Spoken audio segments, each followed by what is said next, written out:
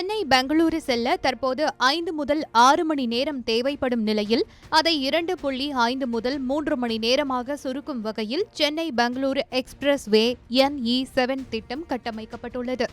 இந்த எக்ஸ்பிரஸ் வே தென்னிந்தியாவில் அமைக்கப்படும் முதல் கிரீன்ஃபீல்டு திட்டமாகும். சுமார் ரூபாய் 18,000 கோடி ரூபாய் மதிப்பீட்டில் அமைக்கப்பட்டு வரும் இச்சாலையில் வாகனங்கள் மணிக்கு 120 கிலோமீட்டர் வேகத்தில் செல்ல வடிவமைக்கப்பட்டுள்ளது. இந்த அதிவேக நெடுஞ்சாலை 3 முக்கிய மாநிலங்களை இணைக்கின்றது.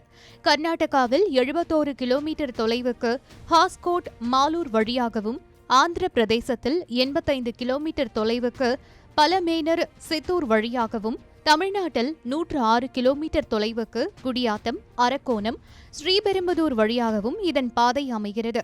மொத்தமாக 262 கிலோமீட்டர் சதுரத்திற்கு இந்த திட்டம் அமைந்துள்ளது.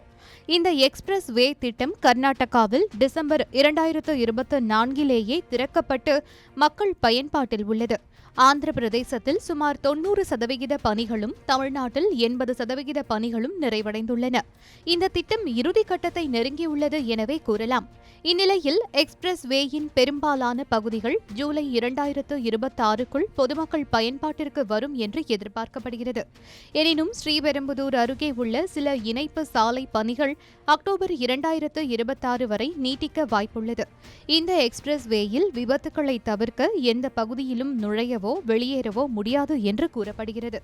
குறிப்பிட்ட நுழைவு வெளியேறும் பகுதிகளில் மட்டுமே வாகனங்கள் அனுமதிக்கப்படும் என்று அறிவிக்கப்பட்டுள்ளது. அதேபோல இதில் செல்ல இருசக்கர வாகனங்கள் மற்றும் ஆட்டோக்களுக்கு அனுமதி இல்லை.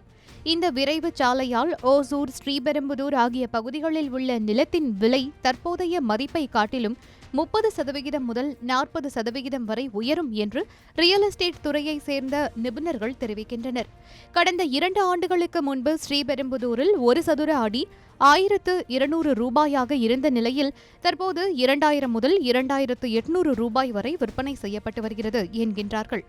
ஓசூரில் இருந்து பெங்களூருக்கு 35 கிலோமீட்டர் முதல் 60 கிலோமீட்டர் தூரம் என்பதால் இங்கும் ரியல் எஸ்டேட் கொடிகட்டி பறக்கிறது என்பது குறிப்பிடத்தக்கது.